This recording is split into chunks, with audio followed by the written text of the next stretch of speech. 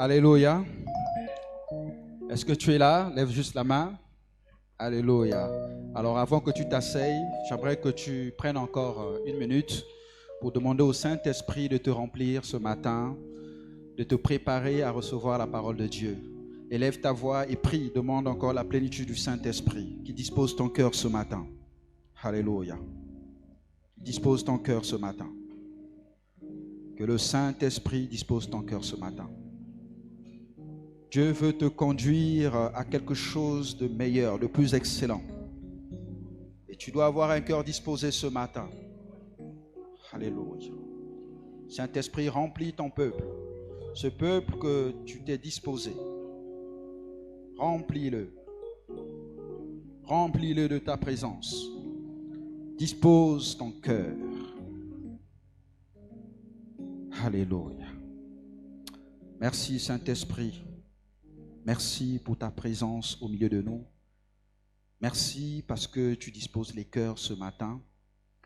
Merci Saint-Esprit parce que nous croyons que ce que ton peuple va recevoir va apporter un plus dans leur vie. Nous te rendons toute la gloire, Seigneur, au nom de Jésus. Amen. Amen. Pouvons nous asseoir? Alléluia. Je bénis le Seigneur ce matin de vous voir tous en vie. Amen. J'ai essayé de regarder tout à l'heure. Je me suis aperçu que tout le monde est vivant. Amen. Et c'est une grâce. Ce n'est pas le fait du hasard. Amen. Si tu es en vie, ce n'est pas le fait du hasard. Les enfants de Dieu ne connaissent pas le hasard. Amen. Avec Dieu, tout est planifié. Si tu marches bien dans la bonne direction, alors tu as l'assurance d'obtenir ce que Dieu a prévu pour toi. Et ce que Dieu a prévu pour toi, c'est la vie. Amen. Donc je suis heureux ce matin de vous revoir dans la maison de l'Éternel. Ce matin, nous allons être encore nourris par la parole de Dieu. Et Dieu a mis dans mon cœur le besoin de vous parler sur le thème suivant, le bonheur de donner. Amen. Le bonheur de donner. Et nous allons nous appuyer sur deux textes bibliques. Le premier sera tiré du livre des Actes des Apôtres au chapitre 20, le verset 35. Et le second, nous allons le tirer du livre de Matthieu au chapitre 25, du verset 34 au verset 40. Donc je vais humblement et respectueusement demander au peuple de Dieu de se lever pour honorer la parole de Dieu. Nous allons commencer par le premier texte, Actes 20, au chapitre 30, Actes 20, verset 35. Il est dit ceci: je vous ai montré de toute manière que c'est en travaillant ainsi qu'il faut soutenir les faibles et se rappeler les paroles du Seigneur qui a dit lui-même: il y a plus de bonheur à donner qu'à recevoir. Amen. Le deuxième texte, Matthieu 25, le verset 34 à 40.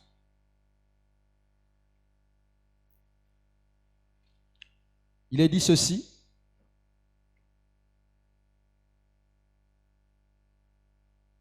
alors le roi dira à ceux qui seront à sa droite: venez, vous qui êtes bénis de mon Père, recevez en héritage le royaume qui vous a été préparé dès la fondation du monde. Car j'ai eu faim et vous m'avez donné à manger. J'ai eu soif et vous m'avez donné à boire. J'étais étranger et vous m'avez recueilli. Nu et vous m'avez vêtu. J'étais malade et vous m'avez visité. J'étais en prison et vous êtes venus vers moi.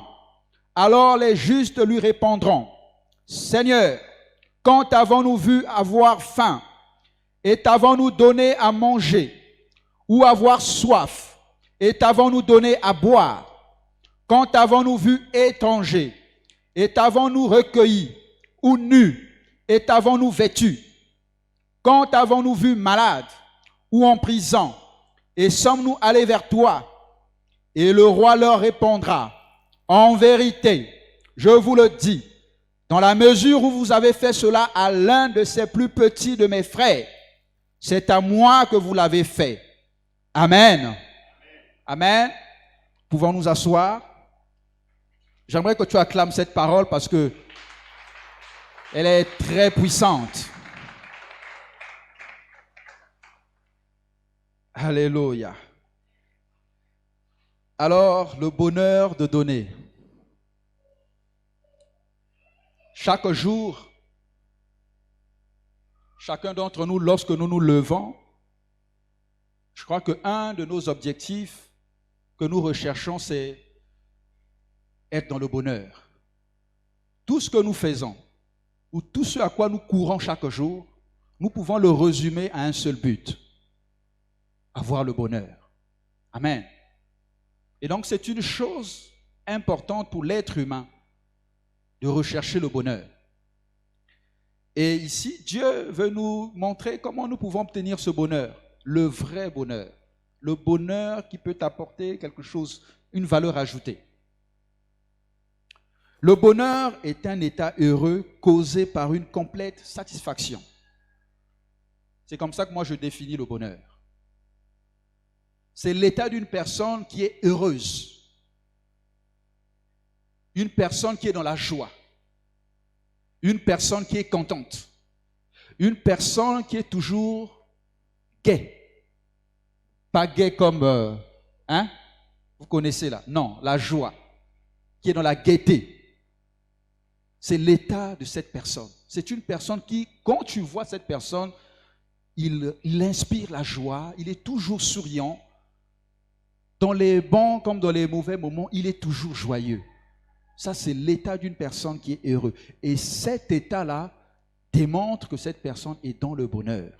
Mais ce bonheur, il est tiré de quoi? Cette joie a une source. Cette source, c'est la satisfaction. La satisfaction d'avoir accompli quelque chose et cette chose a atteint son but.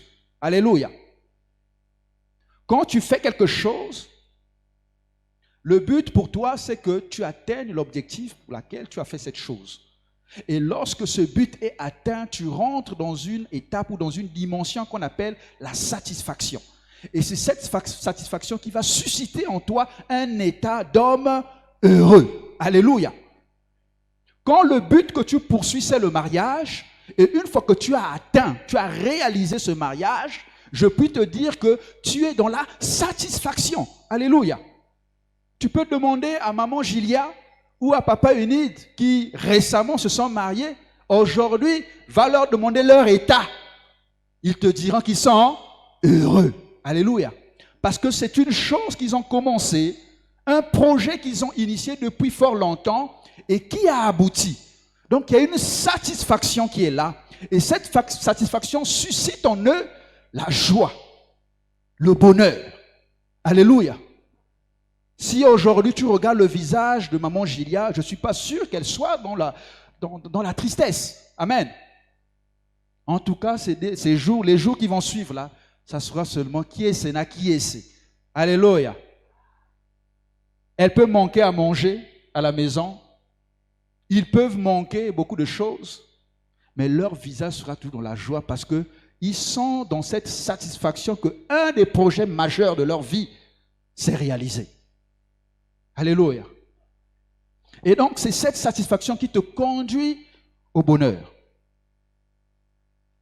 Mais pour obtenir le bonheur, ici, la parole de Dieu nous montre comment nous pouvons obtenir ce bonheur. Ce bonheur ne vient pas comme ça. Ce bonheur ne se génère pas comme ça au hasard. Ce bonheur doit être créé. Alléluia. Ce bonheur doit être suscité. Et une des choses qui suscite le bonheur, c'est le principe du donner. Alléluia. Et ici, Dieu veut te montrer la différence qu'il y a pour une personne qui donne et une personne qui reçoit. Alléluia. Il y a une différence entre celui qui donne et celui qui reçoit. Les deux auront pour résultat le bonheur, mais leur bonheur serait différent. Alléluia. Dans Acte 20, que nous venons de lire, au verset 35, Dieu dit qu'il y a plus de bonheur à donner qu'à recevoir. Vous savez, quand vous lisez la parole de Dieu, chaque mot a une valeur importante. Si Dieu a précisé cela, c'est parce qu'il sait qu'il y a une différence entre celui qui donne et celui qui reçoit. Celui qui reçoit a le bonheur. Parce que quand on te partage, tu es content, n'est-ce pas? Je n'ai jamais vu une personne à qui on a partagé qui est toujours triste. En tout cas, l'instant où il le reçoit, les dents s'écarquillent, la bouche s'ouvre, l'expression faciale exprime la joie. Alléluia. Si aujourd'hui je demande à un frère, viens mon frère, j'ai 10 000 à te donner, je suis sûr qu'avant même que tu touches le billet, le fait que tu te lèves, tu es déjà dans l'expression de la joie. Alléluia. Parce que tu vas recevoir. Donc il y a le bonheur pour celui qui reçoit. On n'a pas dit que celui qui reçoit n'a pas le bonheur. Non. Dieu dit qu'il est aussi dans le bonheur. Mais Dieu ici dans sa parole veut dire qu'il y a plus que ça pour celui qui donne. Alléluia. Quand tu donnes, toi aussi dans le bonheur. Mais ton bonheur est différent de celui qui reçoit. Alléluia. Et pourtant, ça peut paraître bizarre. Je donne à quelqu'un, c'est moi qui suis plus dans le bonheur. Quand j'ai médité la parole de Dieu, je me suis posé cette question. Seigneur, je me suis mis dans la peau de celui qui donne et dans la peau de celui qui reçoit. Je dis, Seigneur, si le président venait me donner 1 milliard ici, là, je crois que je vais sauter pendant une semaine. Donc je serai plus dans la joie que le président lui-même. Comment se fait-il que lui sera plus dans le bonheur que moi, alors que c'est moi qui reçois? Alléluia. Et beaucoup de chrétiens se posent cette question. Beaucoup de chrétiens choisissent d'être de la catégorie de ceux-là qui reçoivent seulement. Parce qu'ils ne voient pas cette différence. Ils ne voient pas cet avantage qu'ils peuvent avoir en se positionnant de l'autre côté, c'est-à-dire dans la catégorie de ceux-là qui donnent. Alléluia. Donner, c'est faire un don. Donner, c'est prendre la décision de transférer la propriété, c'est-à-dire ce qui t'appartient, à une autre personne. Alléluia. C'est-à-dire aujourd'hui, j'ai une voiture, je possède une voiture, c'est ma propriété. La voiture est à mon nom, n'est-ce pas? Et je prends cette décision de transférer ce bien à une autre personne. Donc mon titre de propriété, je le transforme en titre de propriété de celui à qui je donne mon véhicule. C'est ça, donner. C'est-à-dire te séparer de quelque chose qui t'appartient. Tu te sépares. Ça veut dire que tu as donné, ça ne t'appartient plus. Beaucoup de chrétiens sont dans la confusion. Quand ils donnent, ils pensent avoir encore la même mise sur la chose qu'ils ont donnée. Non, quand tu donnes, tu as donné. À bout, bien. C'est fini, c'est fini. C'est pas que quand tu vas voir ton véhicule, tu vas dire, ah, la véhicule c'est pour moi. Ce n'est plus pour toi. Tu as transféré la propriété du véhicule. Ça ne t'appartient plus. Celui qui reçoit ce véhicule-là, il fait ce bon lui semble. Si toi, pendant que tu avais ce véhicule-là, tu soignais ça et tout, lui, s'il a décidé de faire de ça un véhicule pour transporter son bois, c'est son affaire. Alléluia. Donc, donner, c'est faire un don. C'est faire un don. Et ici, lorsque nous prenons le livre de Matthieu, le texte que nous venons de lire, Dieu fait la séparation, la distinction entre ceux qui donnent et ceux qui ne donnent pas. Alléluia. Il fait la distinction entre ceux qui soutiennent et ceux qui ne soutiennent pas. Il fait la différence entre ceux qui aiment et ceux qui n'aiment pas.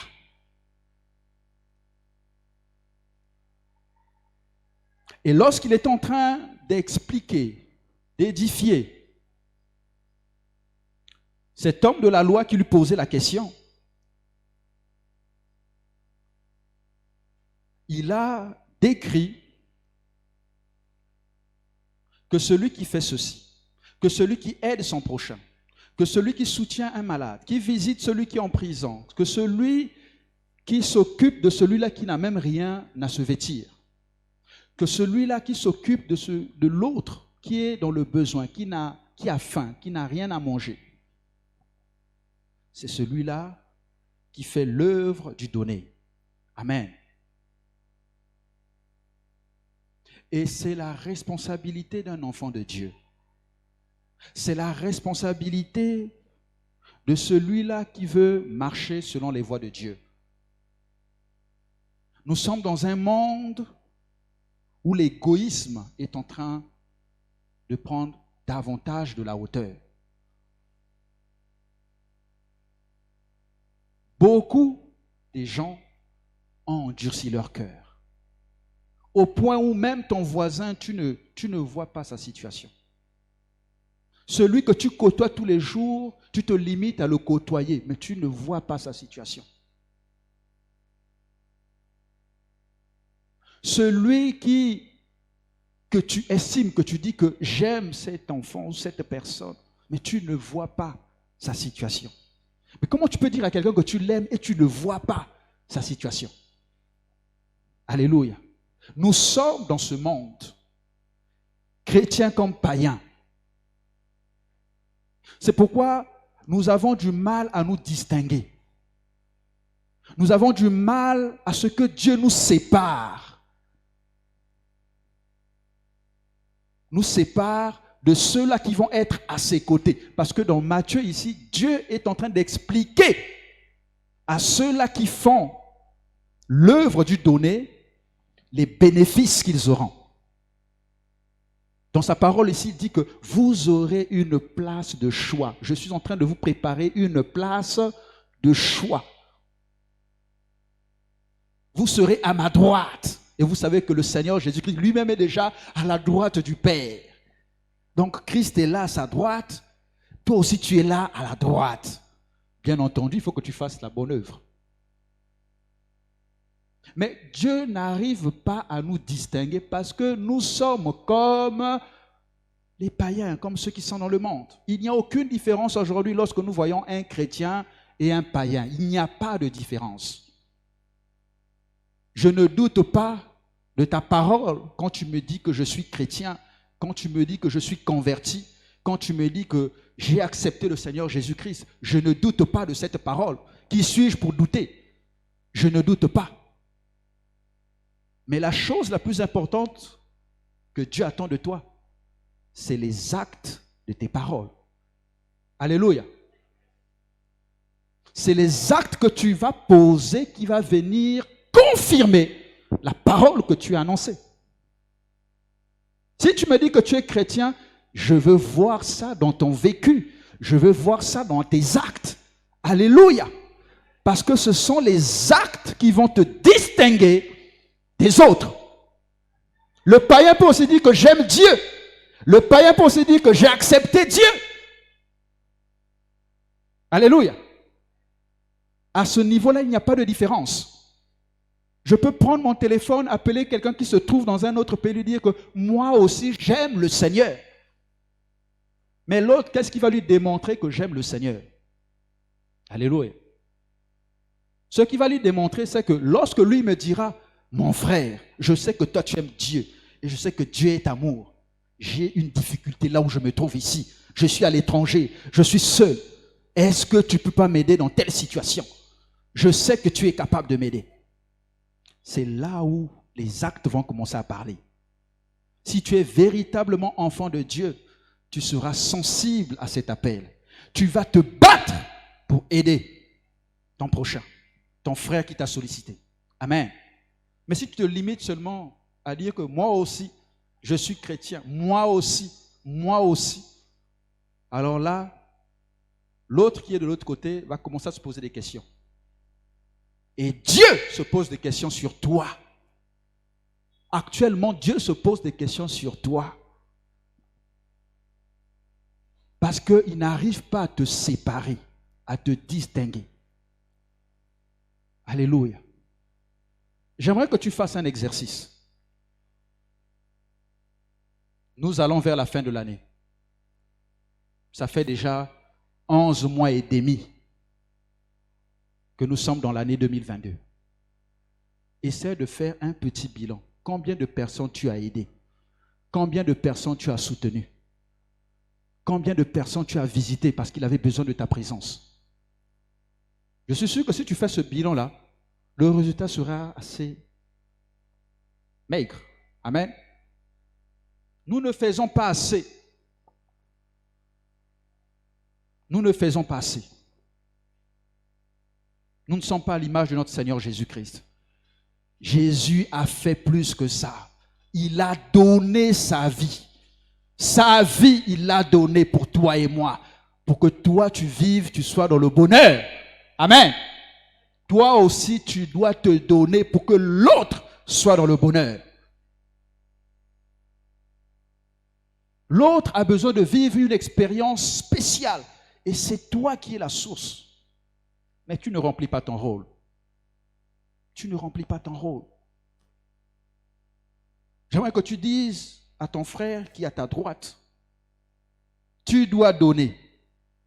Tu dois te donner la peine ou faire l'effort de soutenir ceux qui sont dans le besoin. Dis-le encore, maintenant celui qui est à ta gauche. Tu dois te donner la peine ou faire l'effort de soutenir celui qui est dans le besoin. Et nous sommes une église ici. Il y a toutes les couches. Toutes les couches sociales sont réunies à l'église. Nous avons des démunis. Nous avons des personnes qui sont en difficulté. Nous avons des malades. Nous avons des personnes qui n'ont pas d'emploi. Nous avons des personnes qui ont des situations difficiles, qui n'ont pas la paix. Toutes les catégories sont réunies ici, dans cette église. Donc, tu ne peux pas venir dire à Dieu aujourd'hui que dans mon environnement, tout est OK. Tu ne peux pas venir dire ça à Dieu. Parce qu'il y a des besoins autour de toi. Il y a des gens qui sont dans le besoin. Et toi, Dieu t'a béni pour que tu ne sois pas comme eux. Mais il t'a béni pour que tu sois un soutien pour l'autre. Alléluia. Qu'est-ce que tu fais de ton travail? Qu'est-ce que tu fais de ce que Dieu t'a donné, la bénédiction que Dieu t'a donnée? Si Dieu t'a béni financièrement, qu'est-ce que tu fais de tes finances? Il y a des chrétiens aujourd'hui qui accumulent les véhicules. Je ne sais pas s'il a la capacité de conduire 3 voitures en même temps. Je ne sais pas. À toi seul, tu as 3 véhicules. Ton épouse, tu en as 2. Elle en a 2. Bon, vous deux, vous en avez 5. Alléluia. Alors qu'à côté, tu viens à l'église, à côté, il y a un frère qui n'a même pas de quoi manger. Il y a une sœur qui ne va même pas à l'école, qui n'a juste que besoin de l'inscription. L'inscription à l'école publique, ça coûte combien? Il connaît le prix. 5 000, donc ça ne fait même pas 10 000. Alors la valeur d'une voiture, même occasionnelle, c'est combien? On parle de millions là. Amen. Mais tu es là tout fiéreux.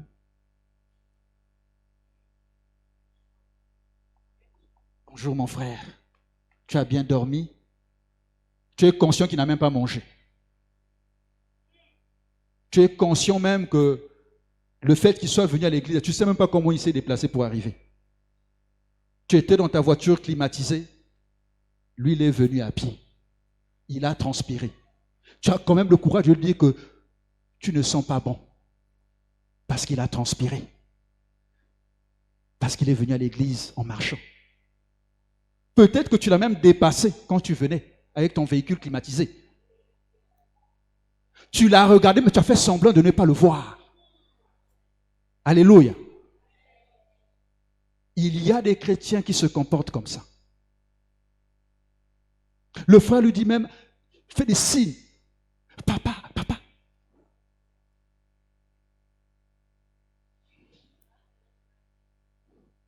Alléluia.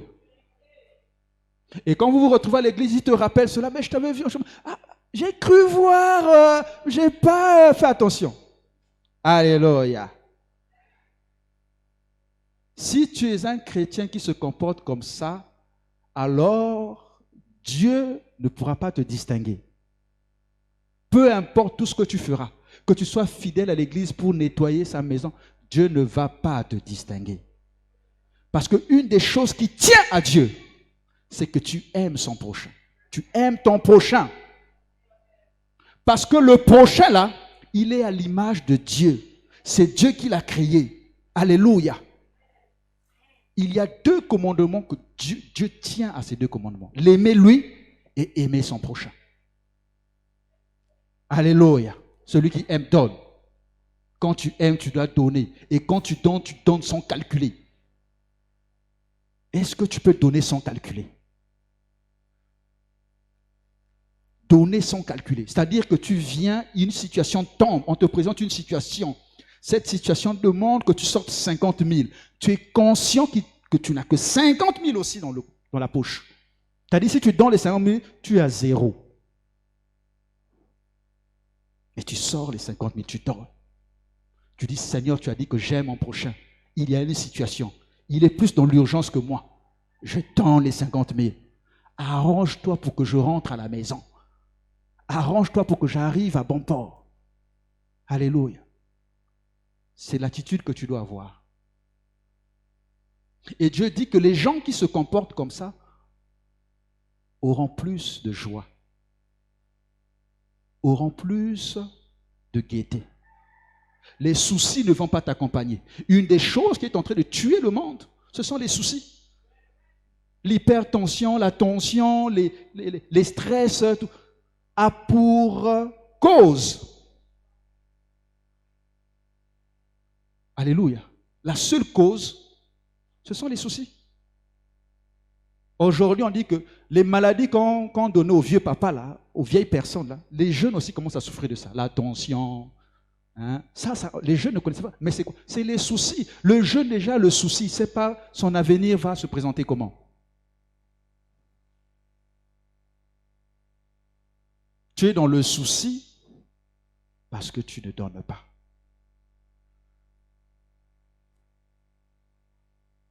Tu es dans le souci parce que tu ne fais pas ce que Dieu attend de toi. Alléluia. Tu dois apprendre à donner. Et Dieu t'a qualifié pour cela. C'est pourquoi tu es fils, tu es fille de Dieu. Tu dois être différent des autres. Là où le païen ne donne pas, toi, tu dois donner. Là où le païen ne partage pas, toi, tu dois partager. Je suis souvent offusqué de voir que l'œuvre de Dieu n'évolue pas parce que les chrétiens ne donnent pas. Alléluia. Les chrétiens ne donnent pas. Les chrétiens du Congo ne donnent pas. Les chrétiens de l'église Mèche, la base, ne donnent pas. C'est pourquoi nous avons toutes les peines du monde pour évoluer. Nous avons toutes les peines du monde pour gagner des âmes. Nous avons toutes les peines du monde pour être excellents. Nous avons toutes les peines du monde pour accéder aux bénédictions que Dieu nous a données. Parce qu'on ne donne pas. On ne donne pas. On est égoïste. On a un cœur serré. On est insensible à la situation de l'autre, de notre prochain. Aujourd'hui, il y a certaines églises qui ont pris de l'ampleur, qui ont cru, c'est-à-dire qui ont connu une croissance exponentielle. Ce n'est pas les chrétiens. Si vous cherchez bien, c'est des partenaires de l'extérieur, des païens qui soutiennent l'église. Et Dieu, quand il voit ça, comment tu cherches à ce qu'il te distingue? si son œuvre est conduite par des personnes qu'il n'a même pas choisies ou qui refusent d'être avec lui. En fait, quand Dieu fait ça, quand il permet ça, c'est parce que lui poursuit un autre but. Amen. Mais vous n'en tirerez, vous, aucune bénédiction de ça. Aucune bénédiction. Si aujourd'hui l'église Mège, on arrive à acheter une nouvelle parcelle et que ce sont des personnes de l'extérieur qui apportent les moyens pour acheter, nous ne tirerons aucune bénédiction. Parce que la bénédiction ira auprès de ces personnes-là qui ont semé. Ils ont semé sans connaître le véritable Dieu, mais ils ont quand même semé. Et Dieu va les rémunérer. Donc la rémunération que toi tu cherches ne viendra pas auprès de toi, il ira vers l'autre. Et tu seras toujours en train de fléchir les genoux, à chercher Dieu de jour comme de nuit. Tu ne le verras pas. Alléluia. Ça fait mal, mais c'est la vérité. Si aujourd'hui ta situation ne bouge pas, c'est à cause de ça.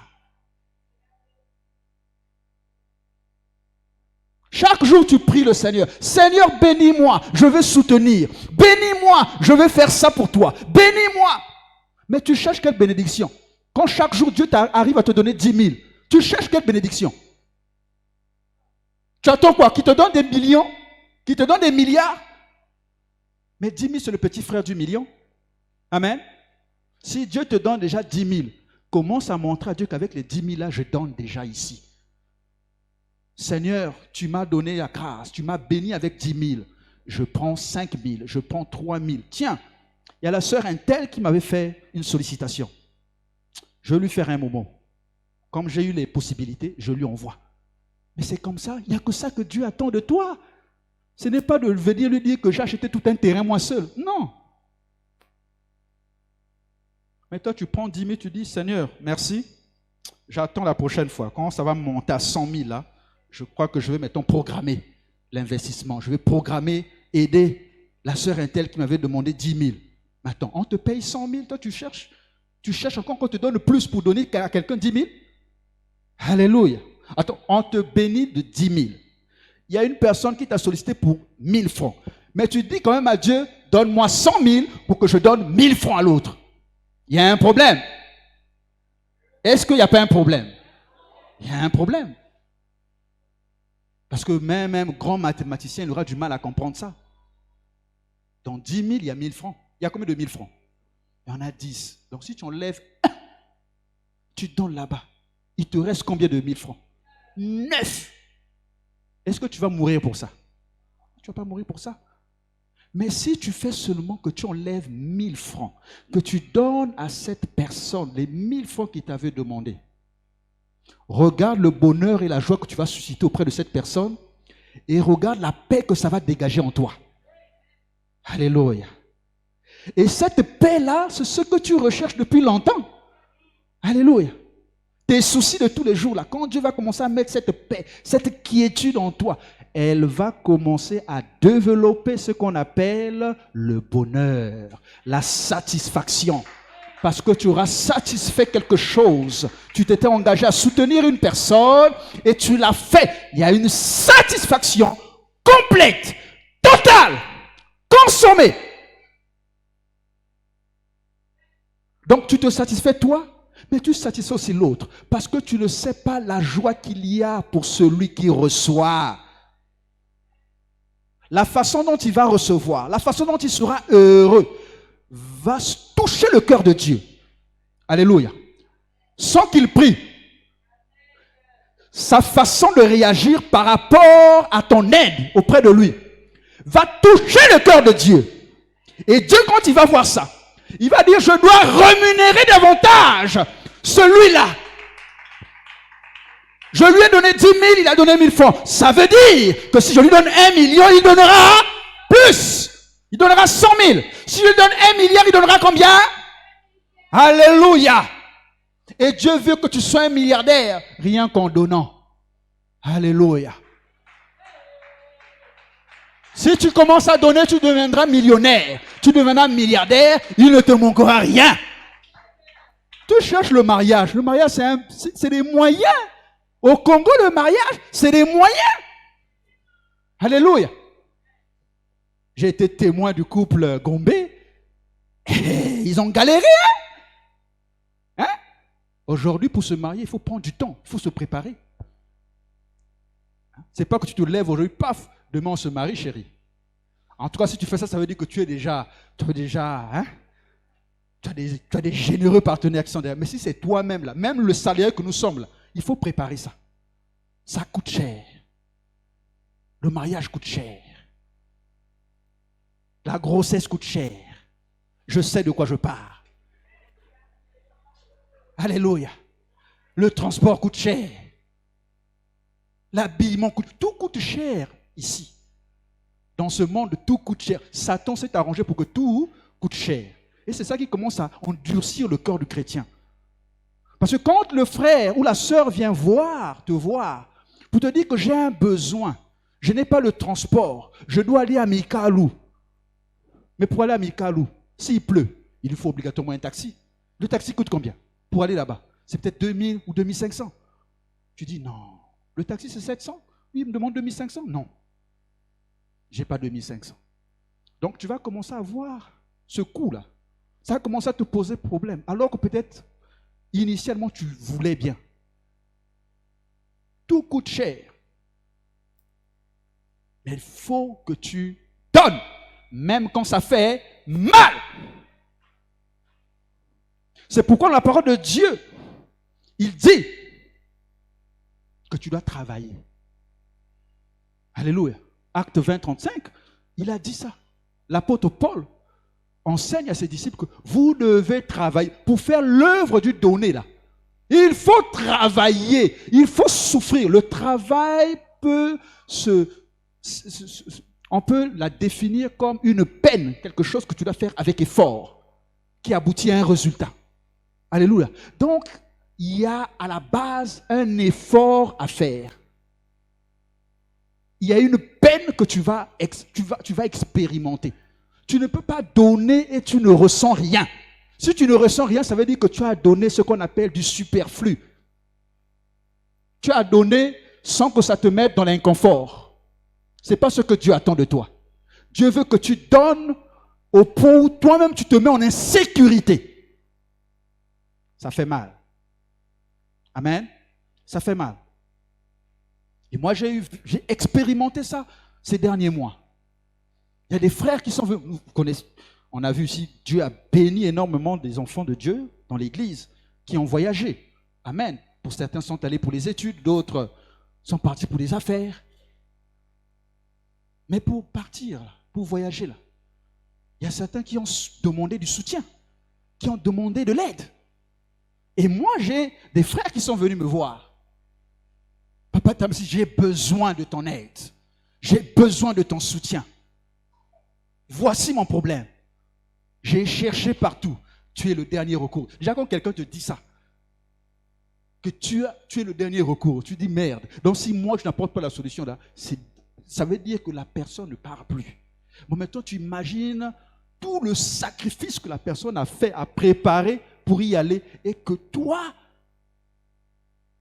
tu ne peux pas l'aider. Alors que, quand tu regardes bien tes finances, tu peux.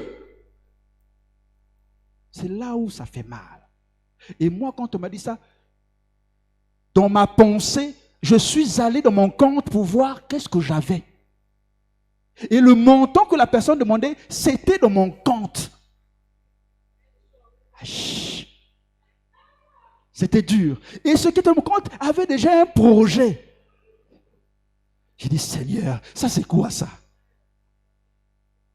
Alléluia. J'ai dit, mais Seigneur, ce qui est dans le compte là, c'est ce qu'on appelle l'économie, c'est déjà programmé pour l'autre. Et il y a le Saint-Esprit qui est en train de me dire, tu as la somme, oui ou non? Est-ce que tu veux l'aider, oui ou non?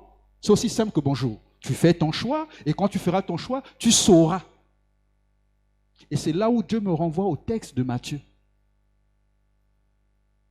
Il me dit, si tu dis non, tu connais la catégorie dans laquelle tu vas te retrouver.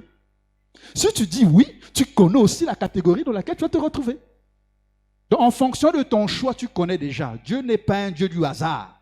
Alléluia. Tes choix conditionnent ton devenir. Alléluia. Ce que tu choisis de faire aujourd'hui, de réaliser aujourd'hui, va produire la conséquence de demain dans ta vie. Alléluia. Et donc, face à cette situation, je vous avoue que je ne lui ai pas répondu ni par oui ni par non. J'ai dit, je vais réfléchir. J'ai laissé partir. Il m'a dit, mais j'en ai que pour 2 jours. Il faut que je valide le billet sous 48 heures, sinon je perds la place. Et non seulement je perds la place, si je demande encore, le prix va augmenter. Ouh! J'ai prié, j'ai dit, Seigneur, je suis en train de lutter avec moi-même. Mon argent. Mais comment je vais expliquer ça à maman Vali? Comment? Alors qu'elle sait que dans 2 semaines, on a un investissement à faire. Comment je lui dis que l'argent n'y est plus? Parce que l'autre combat, c'est avec madame. Ces êtres-là parlent, c'est comme si c'est des radios qu'on a mis à côté. Alléluia. Mais ça nous fait du bien. Alléluia. Il ne faut pas avoir des problèmes avec les femmes. La femme, elle ne te tape pas. Elle n'est pas dans la bagarre, les coups de pied. Mais ce qu'elle va libérer, toi-même tu sais. Alléluia. On acclame pour les mamans, pour les femmes. Même quand les hommes ne parlent pas, les femmes nous corrigent. Moi, personnellement, mon épouse, quand elle se met elle ne parle pas déjà beaucoup, donc quand elle se met à parler, je comprends que le niveau est là. Je fais semblant de dire, tu as dit, c'est multiplié par 0, mais c'est rentré. C'est rentré. Elle te demande tel argent, tu dis non, j'en ai pas, je ne donne pas. Mais curieusement, je ne comprends pas le mécanisme qui se déclenche au moment même, je prends l'argent de la poche. Ce que je fais, je ne lui donne jamais l'argent. Elle a une table, le berceau de l'enfant, il y a une petite table à côté. Donc moi-même, je vais seulement déposer. Donc quand je mets 50, quand elle vient, elle sait que le monsieur a donné. Donc même si j'ai dit non, c'est parti. Parce qu'après, quand tu t'assois, tu commences à bien mâchouiller ce qu'elle t'a dit. Et tu comprends qu'elle a la vérité. Elle dit la vérité, c'est un besoin. Il faut couvrir le besoin. Amen. On te demande l'argent pour nourrir le bébé. Tu es là, tu dis, j'ai pas l'argent. Maintenant, l'enfant va faire comme. Donne 10 000, on va l'acheter des couches. C'est trop cher. Mais tu as 20 000 dans la poche. Parce que tu as fait des calculs que j'ai une bière qui m'attend là-bas dehors. Si je donne 10 000 là, ça diminue ma quantité de bière. Il y a des chrétiens qui boivent. Qui ont des budgets pour la boisson.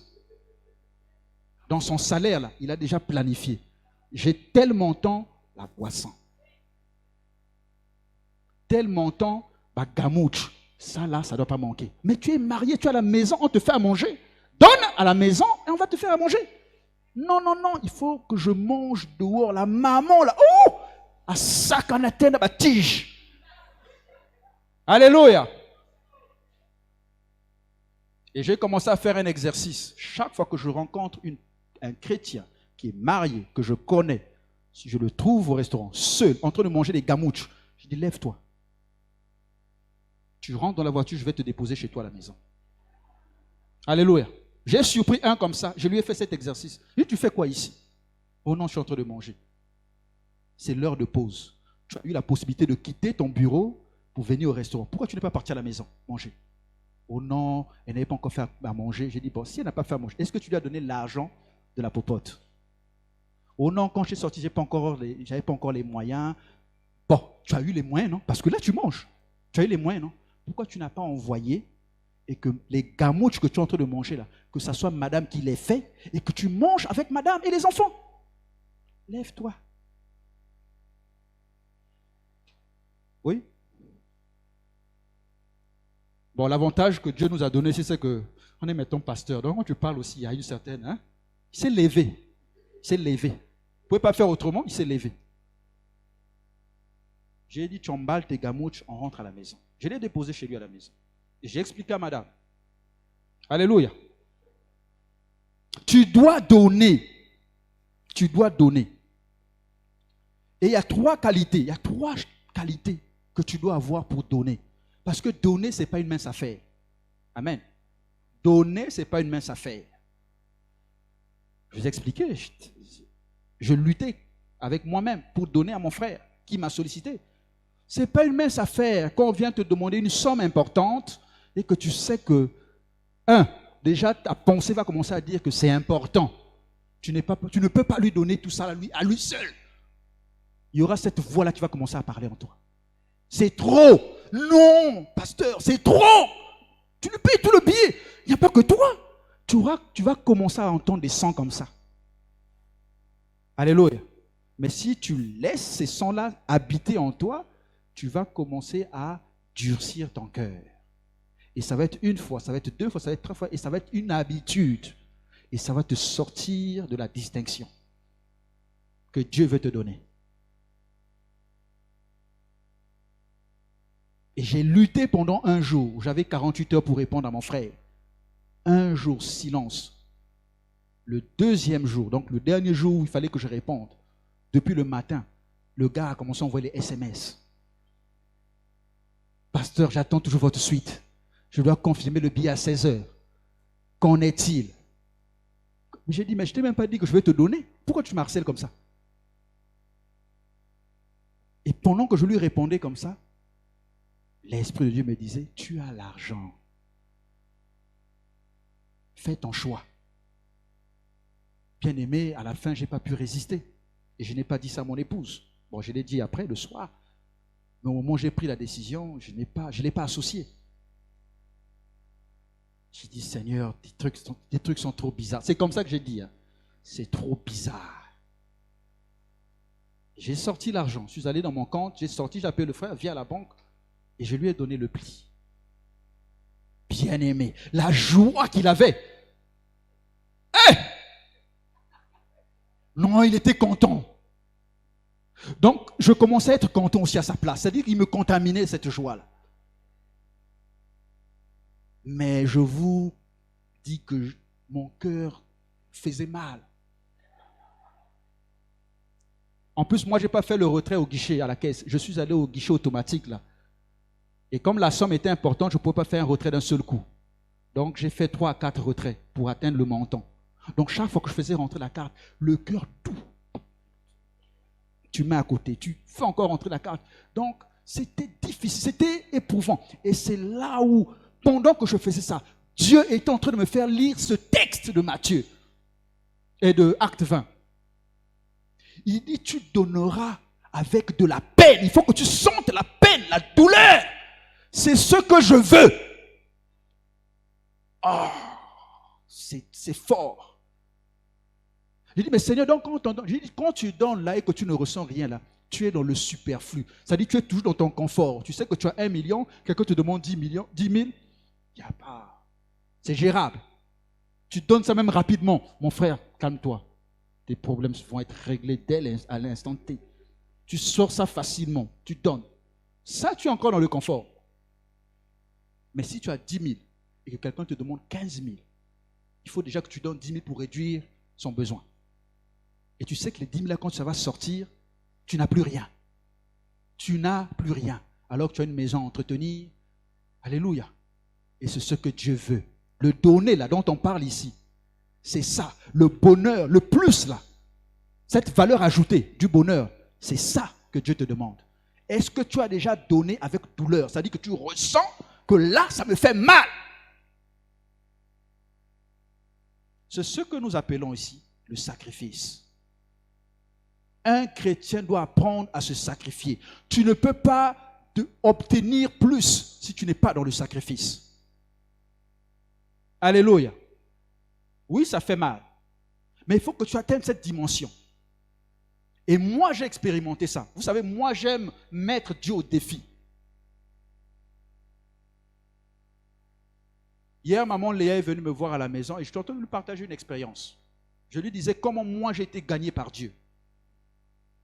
Ce n'est pas une personne qui m'a évangélisé. Je n'ai pas écouté la parole de Dieu pour prendre la décision de me convertir. Non. Moi, je suis venu à Dieu par les expériences. Alléluia. Par les expériences. J'ai vécu des situations difficiles quand j'étais à l'étranger. Et la façon dont les solutions sont arrivées, c'est ça qui m'a convaincu qu'il y a un Dieu qui existe. Et je dois servir ce Dieu-là. C'est comme ça que je suis venu à l'Éternel. Il faut que vous souffliez quand vous donnez. Il faut quand tu sors l'argent ou quand tu prends ton temps pour aller visiter l'autre. Parce qu'il ne s'agit pas seulement de l'argent. Beaucoup vont penser que pour aider, il faut l'argent. Non. Ton temps que tu estimes qui est précieux, là, tu dois le consacrer aux autres aussi. Alléluia. Tu n'as pas d'argent, d'accord. Dieu sait que tu n'as pas d'argent. Mais tu as les pieds pour te déplacer. Alléluia. On t'informe que la sœur Intel est malade. Elle est alitée à la maison. Qu'est-ce qui t'empêche d'aller la rendre visite? Parce qu'elle a besoin de ta présence. Vous savez, il y a des personnes qui guérissent le fait d'avoir vu la personne, quelqu'un. Hein? Tu peux accélérer ta restauration parce que tu as vu des personnes que tu avais envie de voir. Parce que quand tu es en présence de ces personnes-là, ça te met dans une condition de paix. Hein? Les paroles que la personne va déclarer sur toi, tout ce qu'il va dire sur toi, vont t'aider à te relever. Et c'est là où ta guérison va se déclencher. Donc ta présence compte. Et tu ne visites pas. Quand tu finis, attends, tu rentres à la maison, tu es devant ta télévision. Alors qu'il y a des gens qui ont besoin de toi. Alléluia. La première chose, la première qualité que tu dois avoir, c'est que tu dois aimer ton prochain. Tu ne peux pas donner si tu n'aimes pas. On l'a dit ici, il y a une sœur, quelqu'un qui l'a dit ici, bien. Tu ne peux pas donner si tu n'aimes pas. Ce qui va développer en toi la qualité de donner, c'est que tu aimes ton prochain. Et aimer son prochain, ce n'est pas aimer par choix. Ton prochain, c'est ton prochain. Amen. Dieu n'a pas dit que dans le prochain, là, ce sont les chrétiens. Non. Il a parlé de prochain. Dans le prochain, il y a chrétiens, il y a non-chrétiens. Il y a des musulmans, il y a des islamistes, il y a des terroristes. Il y a tout le monde. Tout est là-dedans. Le prochain, là, tout est là-dedans. Amen. Il y a des chrétiens qui ont fait le choix d'aider qu'une catégorie de personnes. Ce n'est pas ça le prochain. Alléluia. Comment veux-tu gagner un musulman si tu ne lui manifestes pas l'amour? Parce que ce que tu vas lui prêcher là, il ne connaît pas ça. Lui, il connaît le Coran. Tu lui parles de Jésus. Tu lui parles de, je sais pas, de la résurrection. Il ne connaît pas ça. La chose qui va l'intéresser à toi, c'est ton amour. C'est le fait qu'il se rende compte que mais toi, tu sers un autre Dieu, mais tu es toujours avec moi. Tu sers un autre Dieu, mais tu as la facilité de me partager. Tu sers un autre Dieu, mais ça te met pas dans une difficulté de connaître que moi, ton ami, je suis d'une autre religion. Tu dois aimer d'abord. À la base, c'est d'abord aimer. Et les chrétiens n'aiment pas. Nous n'aimons pas. Parce que si on aimait, on ne serait pas là. On ne serait pas à ce niveau-là. Alléluia. Nous n'aimons pas. Tu dois aimer. Tu dois aimer. Qui est ton prochain? Ton prochain, ce n'est pas celui-là qui est dans la même condition que toi. Beaucoup d'entre nous, nous aimons partager entre nous. C'est-à-dire que je connais que le pasteur Gilbert travaille, moi aussi je travaille. Il a un besoin, je peux l'aider parce que je sais au fond de ma pensée qu'un jour, lui aussi il pourra m'aider. Non. Dieu dit que tu ne dois pas t'arrêter là. Oui, je peux l'aider parce que c'est mon prochain aussi. Mais je dois m'intéresser à ceux qui n'ont rien. Ça dit la personne qui vient te voir. Toi-même, quand tu vois la personne, tu dis celui-là en rien, en quoi il va m'aider. C'est-à-dire le jour que moi-même je serai dans le besoin là, je ne peux même pas compter sur lui. C'est celui-là que tu dois aider. C'est vers ces personnes-là que tu dois t'intéresser. Et Dieu l'a expliqué. Dans Luc 10, le verset 29 à 37. Vous pourrez lire plus tard. Il démontrait qui est le prochain, qui on qualifie de prochain. C'est celui à qui on accorde la miséricorde.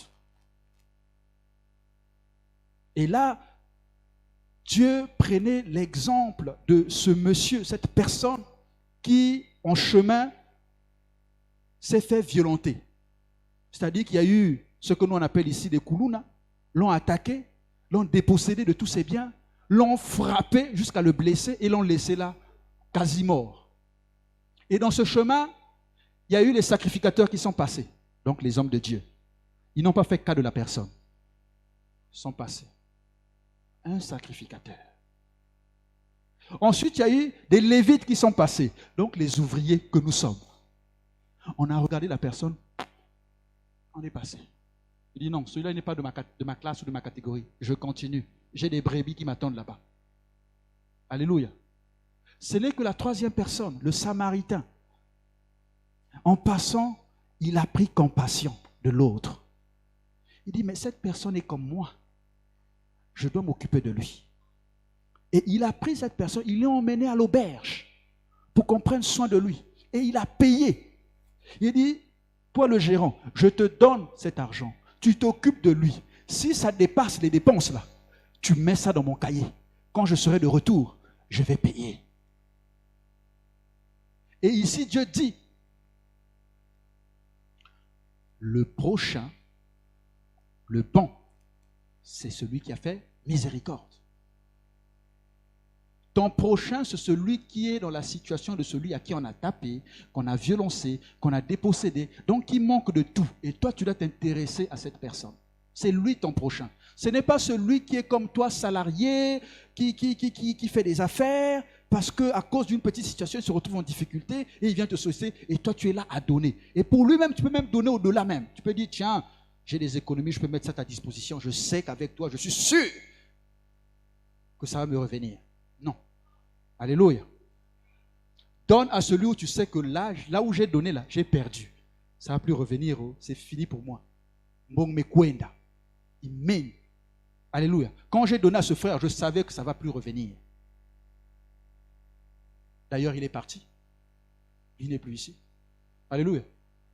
J'ai dit, bonjour papa, sur le WhatsApp. Ça va? Ah, ici il fait froid, hein? C'est tout. Il n'y a que ça que je peux recevoir. Alors quand on a dit, papa, le jour que je vais travailler, non, il n'a pas dit ça. Je suis bien arrivé, papa. Oh là là, ici, l'environnement, c'est parfait. Je dis, mon argent. Alléluia. Mais ce qui est bien, c'est que ça me réjouit de voir le frère comme ça. Parce qu'il y a un fardeau qui lui a été ôté. Et Dieu m'a simplement utilisé pour l'aider. Alléluia. Et il y a une chose que Dieu m'a enseignée. C'est que ce n'est pas ce frère-là qui va me rémunérer. C'est Dieu qui va me rémunérer. Alléluia.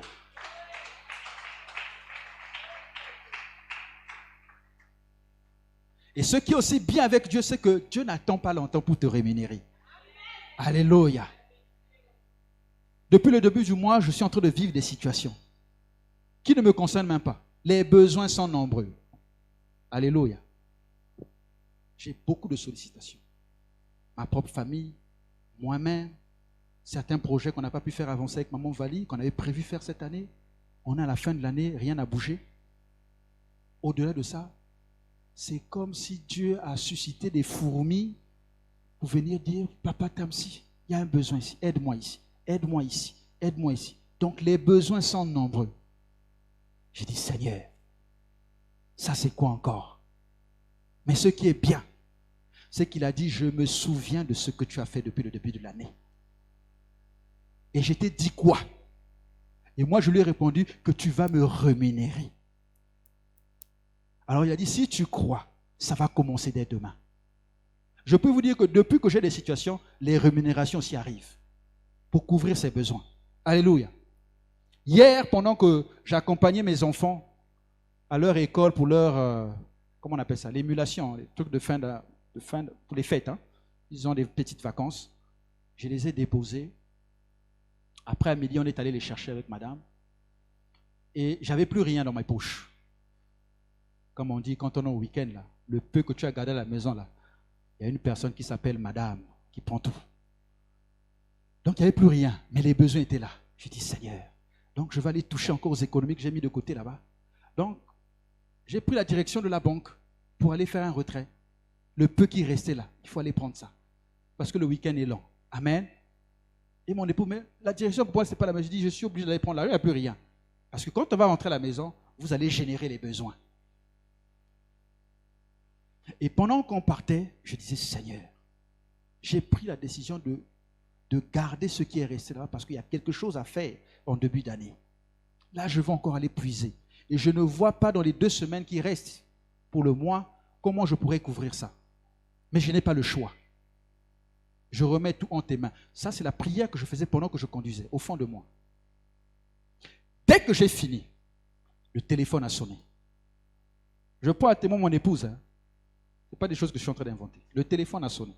Une personne m'a appelé. Non, c'est moi qui... J'ai appelé une personne et il n'a pas décroché et il m'a rappelé. Et quand il me rappelle, il me dit, frère Tamsi, ça tombe bien. J'ai vu tes appels en absence en début de semaine, au milieu de la semaine et tout à l'heure. Excuse-moi parce que je n'ai pas pu prendre ton téléphone parce que j'étais vraiment occupé, je n'étais pas sur place. Mais ça tombe bien, moi aussi je voulais t'appeler. J'ai dit, ah bon? Il y a un problème? Non, il n'y a pas un problème. Ok. Alors de quoi il s'agit? Il dit, tu es où? J'ai dit, je suis en chemin, je vais à la banque, je retire un peu d'argent pour gérer le week-end et puis je rentre à la maison. Il dit, non, ne va pas à la banque, viens d'abord ici à la maison. On est allé chez lui. Oh, bien-aimé. Dieu a dit aussi, il y a aussi le bonheur à recevoir, non? Alléluia. Amen. J'ai expérimenté le bonheur de recevoir. Alléluia. Et dès que on s'est rencontrés, la première chose qu'il a faite, c'est de me tendre une enveloppe. Il me dit, mon frère, ça fait des mois qu'on ne s'est pas vu. Et tu te souviens, au début de l'année, tu m'avais aidé. Aïe. J'ai commencé à voir ce que Dieu est en train de faire. Donc lui, il s'est souvenu que je l'avais aidé au début de l'année. Moi, j'avais même oublié. J'ai dit, tu m'avais aidé. Mais quelque chose me disait qu'il faut qu'avant la fin de l'année, il faut que moi aussi je t'aide. Je ne sais pas ce que tu as, mais je sais que toi, tu es un homme de Dieu, tu as des besoins. Voici l'enveloppe. Bien aimé, j'ai touché l'enveloppe. C'était un peu volumineux. J'ai dit oui. Vous savez, nous les banquiers là, on a développé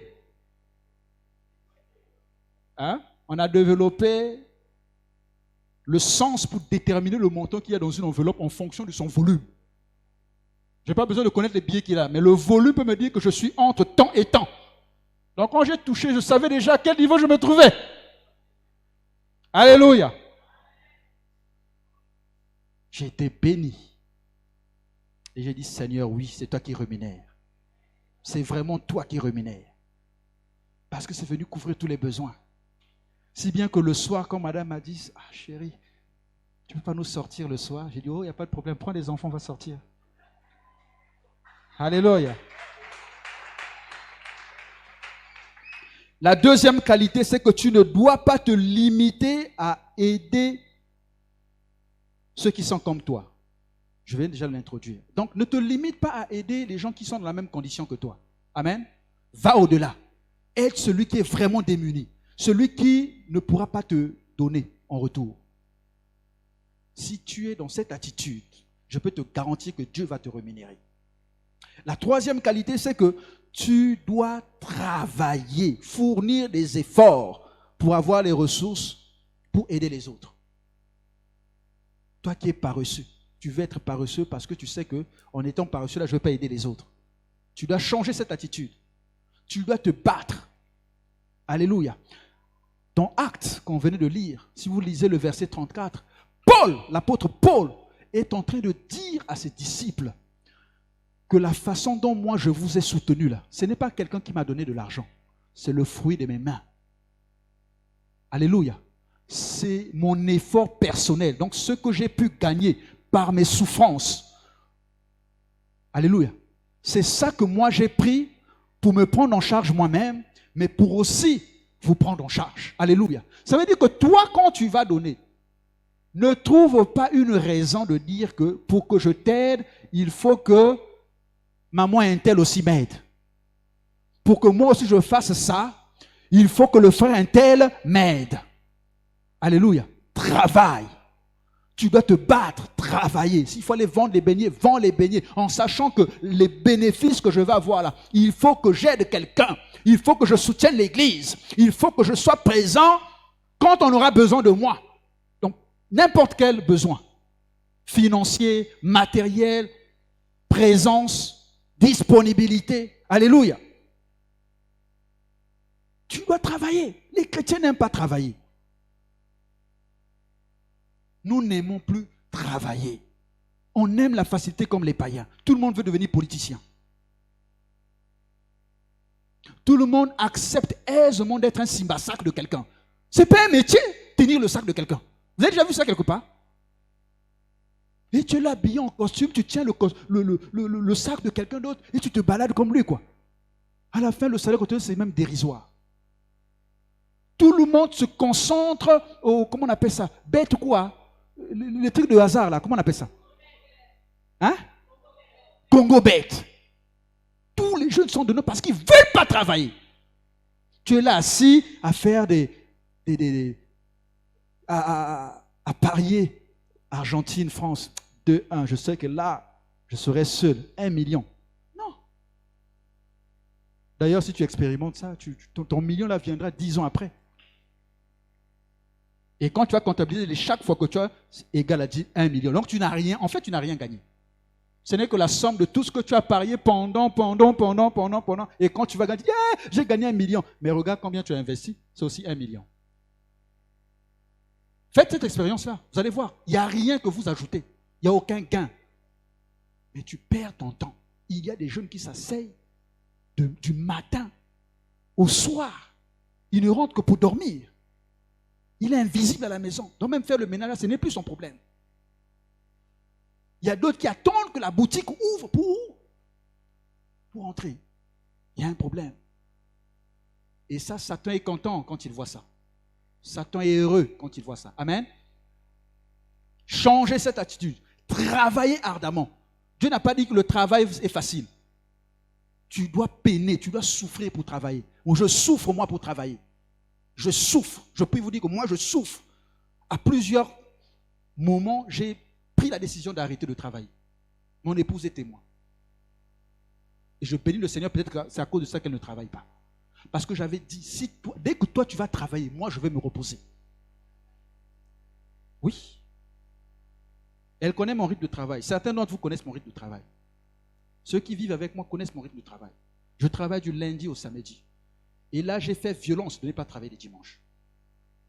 Alléluia. Et quand je dis je travaille. Hein. Ce n'est pas que dans la journée, j'ai des temps de pause. Je travaille.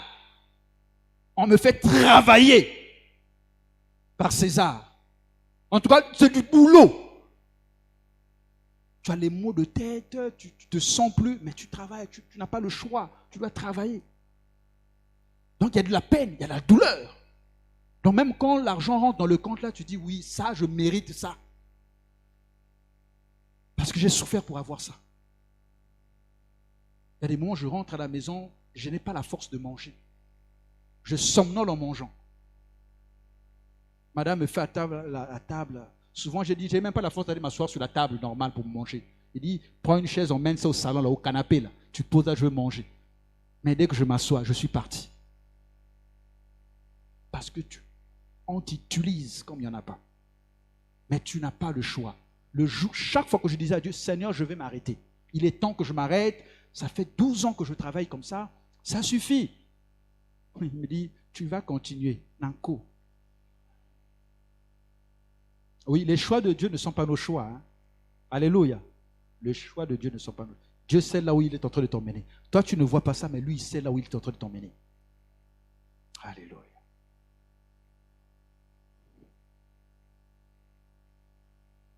Alors, quand tu donnes, il y a des bénéfices. Il y a des bénéfices. Et le premier bénéfice que tu obtiens, c'est que tu as le bonheur. Amen. Dieu a dit dans sa parole, il y a plus de bonheur à donner qu'à recevoir. Donc, quand tu donnes, la première chose que Dieu te donne, c'est le bonheur. Il te garantit le bonheur quand tu es dans le donner. Il te garantit le bonheur quand tu as un cœur disposé à aider l'autre. Amen. Le deuxième bénéfice, c'est que tu hérites le royaume des dieux et la vie éternelle. Alléluia. Dieu te fait une place de choix. Dans le royaume des dieux, là où il est assis, il prépare une place pour toi. Alléluia. Quand il voit tes actes, ce que tu fais pour les autres, pendant que tu es en train de le faire ici-bas, lui en haut, son travail, c'est de te préparer une place. Au-delà de cette place qu'il te prépare, il te prépare aussi l'héritage. N'est-ce pas une bonne chose d'avoir l'assurance que là où je vais, j'ai droit à l'héritage et j'ai une place. Alléluia. Beaucoup seront surpris quand ils iront au royaume de Dieu, on dit qu'il n'y a plus de place. Les places sont finies, comme on met dans les bus, les quasters. Place y mène, il attendait un autre bus. Dans le royaume de Dieu, ça sera comme ça. Attention à être en retard. Ou que tu arrives, on dit qu'il n'y a plus de place. On a d'abord privilégié ceux qui donnaient. Alléluia. Le troisième bénéfice, c'est que Dieu te bénira et te donnera une place de choix dans ce monde. Pas dans le royaume des cieux, mais déjà ici, Dieu te donnera une place de choix. Alléluia. Le fait que tu donnes va ouvrir des portes. Dieu va ouvrir des portes pour toi. Tu n'auras même pas besoin de prier. Parce que tu auras donné et Dieu aura vu ce que tu as fait. Il va ouvrir une porte pour toi.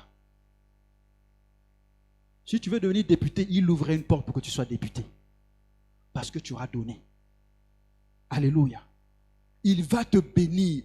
Dieu ne te laissera jamais dans une situation difficile alors que toi tu donnes.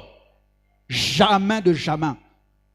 Sinon c'est un autre Dieu. Mais le Dieu que je prie, il ne te laissera jamais dans une situation difficile. Parce que tes actes vont parler à ta place. Ce que tu feras parlera à ta place. Il est le Dieu qui sonde les cœurs. Il connaît ce qu'il y a dans ton cœur. Il connaît tes préoccupations. Et il voit tes actes. Il voit tes sacrifices. Il veut dire qu'il n'a pas besoin de me demander. Je lui donne. Il te bénira. Tu ne manqueras pas. Alléluia. Tu ne manqueras pas. Et moi, je ne manque pas. Alléluia. Depuis que je sers le Seigneur, je ne manque pas. Le besoin y est, il y a une solution qui vient après. Je suis malade, je dis Seigneur, mais si je reste malade, je ne peux pas avancer, je ne peux pas travailler. Donc demain, il faut me mettre sur pied. Demain, je me lève. C'est ça la bénédiction de Dieu. Alléluia. Alors, bien-aimé, le vrai bonheur, ce n'est pas quand toi tu reçois ou quand tu partages.